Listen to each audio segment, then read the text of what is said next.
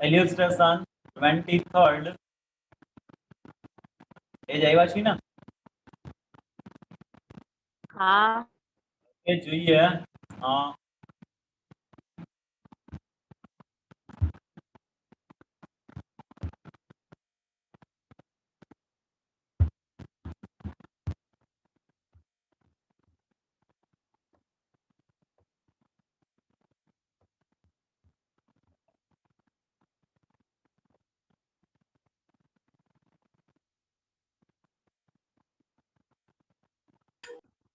Asutosh Chemicals using a standard costing system to produce a wax which uses in factory to print a sari. The information of its standard mixture of raw materials and standard rates are given below. બરાબર Ashutosh chemicals છે એમની આપણને details આપેલી છે કે જે wax બનાવે છે અને એમાંથી સારી પ્રિન્ટ કરવામાં આવે છે તો એમના માટેની એક્ચ્યુઅલ અને સ્ટાન્ડર્ડ ડિટેલ્સ આપેલી છે એમની અંદર જોઈએ તો 35% મટીરિયલ એ ₹8.26 પર કેજી બરાબર મટીરિયલ એ છે એનો યુઝ 35% થાય છે અને એના માટેની સ્ટાન્ડર્ડ પ્રાઇસ તમને આપેલી છે ₹26 પર કેજી બરાબર 65% મટીરિયલ બી ₹8.10 પર કેજી બરાબર મટીરિયલ બી આપેલું છે એનો યુઝ 65% થાય છે અને એના માટેની સ્ટાન્ડર્ડ પ્રાઇસ આપેલી છે તમને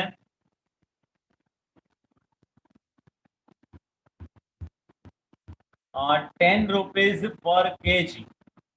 A standard loss of 5% of standard mix is arise in the production process. એટલે during production process જે input કરવામાં આવે છે એમાંથી 5% જેટલો સ્ટાન્ડર્ડ લોસ થશે એટલે આ આપણે એઝ્યુમ કરેલું છે સાથે સાથે એક્ચ્યુઅલ ડિટેલ્સ ની અંદર તમને આપેલું છે during April 2008 actual mix was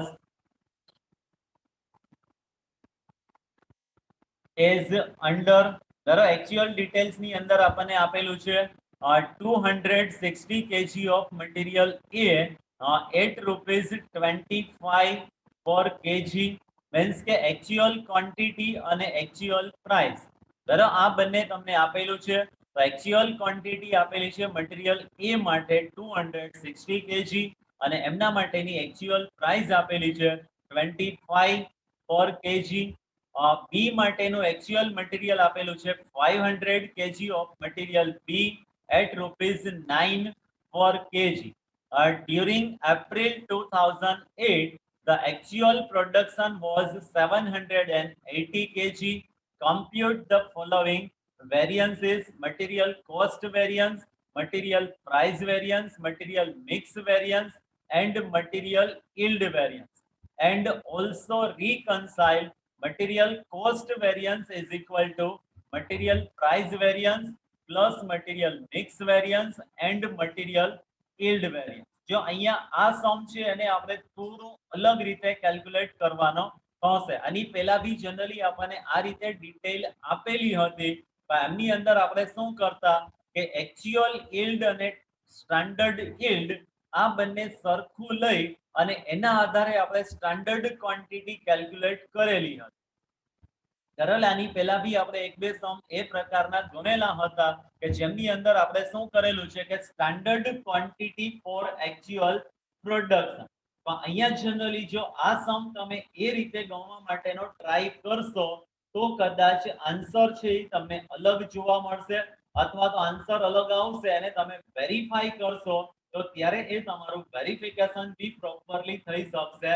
નહીં શું કામે કેમ કે અહીંયા જો તમે લાસ્ટ લાઈન જોવો વેરિફિકેશન્સ માટેની તો આની અંદર શું આપેલું છે material cost variance is equal to material price variance plus material mix variance plus material yield variance હવે અત્યાર સુધી જનરલી આપણે શું કરતા હતા તો cost variance is equal to price variance plus usage variance કરતા અને યુસેજ વેરિયન્સના બે ટાઈપ્સ આપણને જોવા મળે છે, મિક્સ વેરિયન્સ અને સબ યુસેજ વેરિયન્સ. અહીંયા સબ યુસેજ વેરિયન્સ અથવા તો યુસેજ વેરિયન્સ બી તમારે કેલ્ક્યુલેટ કરવાની જરૂરિયાત નથી. એની જગ્યાએ આપણને આ ચાર વેરિયન્સ પૂછેલા છે અને એના રીકન્સાઇલ માટે બી આપણને કીધેલું છે કે cost variance is equal to price variance plus mix variance plus yield variance. બરાબર. બીજું અહીંયા આપણે એ ધ્યાનમાં લેવાનું થશે કે અહીંયા એક્ચ્યુઅલ પ્રોડક્શન આપણને આપેલું છે, એને આપણે સ્ટાન્ડર્ડ પ્રોડક્શન તરીકે કન્સિડર કરતા નથી, પણ જે એક્ચ્યુઅલ ક્વોન્ટિટી છે તો એટલી જ તમે એટલી જ તમે ટોટલ સ્ટાન્ડર્ડ ક્વોન્ટિટી કન્સિડર કરશો કે જેથી કરીને યુસેજ વેરિયન્સ અને મિક્સ વેરિયન્સ આ બંને તો તમને સેમ જ જોવા મળશે. તો જો એમના માટે તમને એક નોટ આપેલી છે, the standard quantity does not find from actual yield and percentage of standard information according to illustration number 19 for this type of question, because if we compute standard quantity as per that calculation, it may be possible that the standard quantity decided in fraction and which can create problem in reconciliation of variances. So that to solve this type of question, we have another method. According to this method, this standard quantity for each material can be decided only the basis of the information of total actual quantity and percentage of standard quantity mixer. એટલે આની પહેલાનું આપણે ઇલ્યુસ્ટ્રેશન 90 20 એ જોયેલું હતું, તો એની અંદર આપણે generally કેવી રીતે કેલ્ક્યુલેટ કરીએ છીએ, તો એની અંદર જનરલી જે એક્ચ્યુઅલ પ્રોડક્શન તમને આપેલું છે એ પ્રોડક્શનને બેઝ તરીકે રાખી અને એના આધારે તમે સ્ટાન્ડર્ડ ક્વોન્ટિટી કેલ્ક્યુલેટ કરતા હતા. અહીંયા એક્ચ્યુઅલ પ્રોડક્શનને બેઝ તરીકે નહીં ગણવામાં આવે, એની જગ્યાએ તમને જે ટોટલ એક્ચ્યુઅલ ક્વોન્ટિટી છે તો એટલી જ તમે ટોટલ સ્ટાન્ડર્ડ ક્વોન્ટિટી કન્સિડર કરો છો અને એને તમે જે પર્સન્ટેજ આપેલા છે એ પર્સન્ટેજ પ્રમાણે ડિસ્ટ્રીબ્યુટ કરો છો કે જેથી કરીને અહીંયા તમને ટોટલ સ્ટાન્ડર્ડ ક્વોન્ટિટી અને ટોટલ એક્ચ્યુઅલ ક્વોન્ટિટી આ બંને સરખા જોવા મળશે, પરંતુ બંને પ્રોડક્શન છે એ તમને ત્યાં અલગ અલગ જોવા મળી શકશે. ક્લિયર? એટલે અહીંયા થોડું કેલ્ક્યુલેશન છે અલગ રીતે કરવામાં આવશે, આમ બીજું કંઈ અઘરું નથી. પણ standard quantity for actual production આપણે જે કેલ્ક્યુલેટ કરતા, તો એ અહીંયા કેલ્ક્યુલેટ કરવાની જરૂરિયાત રહેતી નથી. In given question total actual quantity, તો એક્ચ્યુઅલ ક્વોન્ટિટી અહીંયા આપણને ઓલરેડી બંનેની આપેલી જ છે. તો મટીરીયલ એ માટેની એક્ચ્યુઅલ ક્વોન્ટિટી છે 260 અને મટીરીયલ બી માટેની એક્ચ્યુઅલ ક્વોન્ટિટી છે 500. બરાબર. આ બેનો ટોટલ કરો એટલે ટોટલ એક્ચ્યુઅલ ક્વોન્ટિટી થશે 760 kg. બરાબર. તો અહીંયા ટોટલ સ્ટાન્ડર્ડ ક્વોન્ટિટી એ બી તમે 760 જ લેશો અને એને સીધે સીધું તમારે 35% અને 65% માં ડિસ્ટ્રીબ્યુટ કરવાનું થશે. હવે જો આ બધી જ ડિટેલ્સ જે આપેલી છે એમના આધારે ટેબલ આપણે સૌથી પહેલા તો ક્રિએટ કરી લઈએ. તો ટેબલની અંદર મટીરીયલ એ અને બી, બરાબર. અહીંયા સ્ટાન્ડર્ડ ક્વોન્ટિટી અત્યારે આપણી પાસે નથી તો એ અત્યારે એમનેમ બાકી રાખીએ છીએ. ત્યાર પછી સ્ટાન્ડર્ડ રેટ કે જે ઓલરેડી તમને આપેલો છે એ દર્શાવી દઈએ 26 રૂપીસ એન્ડ 10 રૂપીસ. બરાબર. એક્ચ્યુઅલ ક્વોન્ટિટી કે જે ઓલરેડી આપેલી છે, એક્ચ્યુઅલ પ્રાઇસ કે જે પણ ઓલરેડી આપેલી છે અને ક્વોન્ટિટી ઇન્ટુ પ્રાઇસ કરો એટલે એ તમને ટોટલ કોસ્ટ મળશે. તો total actual cost for material A 6500 અને total cost of material B 4500. બંનેનો ટોટલ કરીએ એટલે ટોટલ એક્ચ્યુઅલ કોસ્ટ થશે 11,000 રૂપીસ અને ક્વોન્ટિટીનો તમે ટોટલ કરો એટલે ટોટલ એક્ચ્યુઅલ ક્વોન્ટિટી તમને મળશે 760. હવે જો અહીંયા ટોટલ સ્ટાન્ડર્ડ ક્વોન્ટિટી એ પણ તમે ટોટલ એક્ચ્યુઅલ ક્વોન્ટિટી જેટલી જ મૂકો છો, તો અહીંયા ટોટલ સ્ટાન્ડર્ડ ક્વોન્ટિટી એ કેટલી થશે 760. ક્લિયર? આની પહેલા આપણે જે ઇલ્યુસ્ટ્રેશન 19 કેલ્ક્યુલેટ કરેલું હતું તો એની અંદર આપણે આ સ્ટાન્ડર્ડ ક્વોન્ટિટી છે એને કેલ્ક્યુલેટ કરેલી હતી અને શેના આધારે કેલ્ક્યુલેટ કરેલી હતી, તો એક્ચ્યુઅલ પ્રોડક્શનના આધારે કેલ્ક્યુલેટ કરેલી હતી. તો આ સમની અંદર તમારે એ રીતે કરવાનું નથી, પણ જે ટોટલ એક્ચ્યુઅલ ક્વોન્ટિટી છે એને જ તમે ટોટલ સ્ટાન્ડર્ડ ક્વોન્ટિટી તરીકે આઈડેન્ટિફાઈ કરો છો. તો ટોટલ સ્ટાન્ડર્ડ ક્વોન્ટિટી 760 અને એને આપણે 35% અને 65% પ્રમાણે ડિવાઈડ કરીએ એટલે મટીરીયલ એ માટેની સ્ટાન્ડર્ડ ક્વોન્ટિટી થશે 226 અને મટીરીયલ બી માટે આપણને સ્ટાન્ડર્ડ ક્વોન્ટિટી મળશે 494. બરાબર, એને મલ્ટીપ્લાય એની પ્રાઇસ કરીએ એટલે આપણને સ્ટાન્ડર્ડ કોસ્ટ ફોર મટીરીયલ એ અને બી મળી શકશે. તો મટીરીયલ એ માટે સ્ટાન્ડર્ડ કોસ્ટ 6916 અને મટીરીયલ બી માટે સ્ટાન્ડર્ડ કોસ્ટ થશે 4940 એટલે ટોટલ સ્ટાન્ડર્ડ કોસ્ટ મળશે તમને 11856. ક્લિયર? હવે એમાંથી આપણે લેસ કરીએ છીએ સ્ટાન્ડર્ડ લોસ. તો સ્ટાન્ડર્ડ લોસ અહીંયા આપણને આપેલું છે 5% થાય છે. તો 760 ના 5% પ્રમાણે લોસ તમે કેલ્ક્યુલેટ કરો તો અહીંયા સ્ટાન્ડર્ડ લોસ તમને જોવા મળશે 38 kg અને ક્વોન્ટિટીમાંથી સ્ટાન્ડર્ડ લોસ તમે લેસ કરો એટલે એ તમને મળશે સ્ટાન્ડર્ડ યીલ્ડ. તો સ્ટાન્ડર્ડ યીલ્ડ અહીંયા થશે 722. એક્ચ્યુઅલ યીલ્ડ તમને ઓલરેડી આપેલું છે એટલે એક્ચ્યુઅલ ઇનપુટ અને એક્ચ્યુઅલ યીલ્ડ આ બે વચ્ચેનો તમે ડિફરન્સ જોઈશો તો એ તમને મળશે એક્ચ્યુઅલ લોસ. ક્લિયર? આ રીતે તમારે પહેલા તો આખું ટેબલ કમ્પ્લીટ કરી દેવાનું અને એ ટેબલ તમારું બની જશે પછી બાકીના અલગ અલગ વેરિયન્સ છે એ તમે એકદમ ઇઝીલી કેલ્ક્યુલેટ કરી શકશો. ક્લિયર? આટલું સમજાય છે બધાને? બરાબર, અહીંયા સુધીમાં કઈ ક્વેરી હોય તો પૂછી શકો. Otherwise one by one variance આપણે કેલ્ક્યુલેટ કરીએ તો જો હવે અહીંયા કોસ્ટ વેરિયન્સ નું ફોર્મ્યુલા બી થોડું તમારું ચેન્જ થઈ જશે. બરાબર, કોસ્ટ વેરિયન્સ માટે જનરલી અત્યાર સુધી આપણે ફોર્મ્યુલા શું એપ્લાય કરતા? તો મટીરીયલ કોસ્ટ વેરિયન્સ માટે standard cost minus actual cost. હવે જો એ રીતે તમે ગણતરી કરો તો અહીંયા સ્ટાન્ડર્ડ કોસ્ટ છે તમારી પાસે 11856 એમાંથી 11000 માઈનસ કરીએ તો વેરિયન્સ કેટલું મળે? 856 મળે. તો અહીંયા વેરિયન્સ તમને એના કરતા થોડું અલગ બતાશે. શું કામ? કેમ કે ફોર્મ્યુલાની અંદર બી તમને થોડો ચેન્જીસ આપવામાં આવેલો છે. તો મટીરીયલ કોસ્ટ વેરિયન્સ એના માટેની ફોર્મ્યુલા ખાસ સમજો. અત્યાર સુધીના આપણે જે સમ કેલ્ક્યુલેટ કરેલા છે એની અંદર આપણે એ જ ફોર્મ્યુલા એપ્લાય કરેલી છે, standard cost minus actual cost. તો અહીંયા એક કોસ્ટ વેરિયન્સ માટેનું ફોર્મ્યુલા તમારું થોડુંક ચેન્જ થઈ જશે. હવે કોસ્ટ વેરિયન્સ માટે તમને ફોર્મ્યુલા શું આપેલું છે? તો actual yield into standard cost પર યુનિટ એટલે એક એકમ માટેની પ્રમાણિત પડતર એને ગુણ્યા એક્ચ્યુઅલ યીલ્ડ. તો અહીંયા એક્ચ્યુઅલ યીલ્ડ આપણી પાસે કેટલું છે? 718. બરાબર, અને એક એકમ માટેની પડતર આપણે કેલ્ક્યુલેટ કરીએ તો સ્ટાન્ડર્ડ કોસ્ટ પર યુનિટ એ આપણને મળશે total standard cost upon standard yield એટલે 16.42.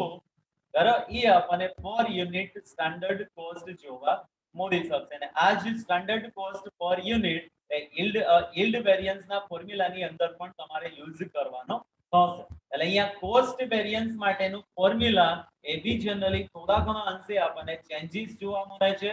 તો ચેન્જીસ શું છે કે ખરેખર ઉત્પાદન માટેની પ્રમાણિત પડતર માઈનસ ખરેખર પડતર. સમજાય છે? અહીંયા સૂત્ર શું થશે? જનરલી અત્યાર સુધી આપણે લેતા કે standard cost minus actual cost, એની જગ્યાએ અહીંયા શું આવી જશે? તો standard cost for actual production એટલે ખરેખર ઉત્પાદન માટેની પ્રમાણિત પડતર. અને ખરેખર ઉત્પાદન માટેની પ્રમાણિત પડતર કેલ્ક્યુલેટ કરવા માટે શું કરશું આપણે? તો actual yield into standard price પર યુનિટ. બરાબર, અહીંયા બંને માટે અલગ અલગ કેલ્ક્યુલેટ નહીં કરવાનું થાય પણ ડાયરેક્ટલી આપણે કેલ્ક્યુલેટ કરીએ કેમ કે એક એકમ માટેની પડતર આપણે અહીંયાથી ફાઇન્ડ આઉટ કરેલી છે એટલે સીધું ત્યાં તમારે મૂકવાનું થશે. તો એક્ચ્યુઅલ યીલ્ડ તમને આપેલું છે 718 into standard cost per unit 16.42. બરાબર, પોઈન્ટ પછીના જો બે ડિજિટ તમે લખેલા હશે તો જવાબની અંદર થોડું તમને વેરિયન્સ જોવા મળશે. એટલે બને એટલા પોઈન્ટ પછીના 3 કે 4 ડિજિટ સુધી ધ્યાનમાં લેવા કે જેથી કરીને જવાબ છે આપણને નજીકનો જોવા મળી શકે. માઇનસ એક્ચ્યુઅલ કોસ્ટ 11,000 એટલે અહીંયા 11,790 માઇનસ 11,000. જો અહીંયા માઇનસ કરજો મલ્ટીપ્લાય નથી એટલે 11,790 માઇનસ 11,000 એટલે મટીરીયલ કોસ્ટ વેરિયન્સ આપણને જોવા મળશે 790 ફેવરેબલ. ક્લિયર? પણ જો આ પ્રમાણે તમે ધ્યાનમાં લેશો તો ત્યાં 856 થતું તમને જોવા મળશે કે જે અત્યાર સુધી આપણે કેલ્ક્યુલેટ કરેલું છે. Standard cost minus actual cost તો એ આપણને 850 જોવા મળે.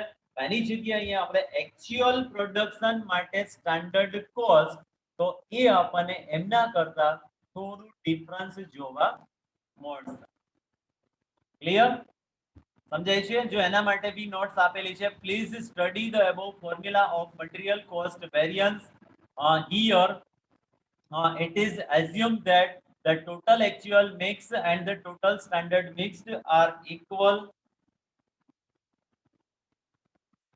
On the basis of this assumption, standard quantity is specified by using given percentage of both raw material standard, so that we use actual yield and standard price per unit in the first bracket to present the difference between standard cost of actual production and actual cost of actual production. એટલે અહીંયા cost વેરિયન્સના ફોર્મ્યુલાની અંદર બી તમને થોડા ઘણા અંશે changes જોવા મળશે. એટલે ખાસ ધ્યાન રાખજો. એટલે જો આ રીતે તમને રકમ આપેલી હોય તો ત્યારે તમારે આ પ્રકારે ફોર્મ્યુલા યુઝ કરવાનો થશે.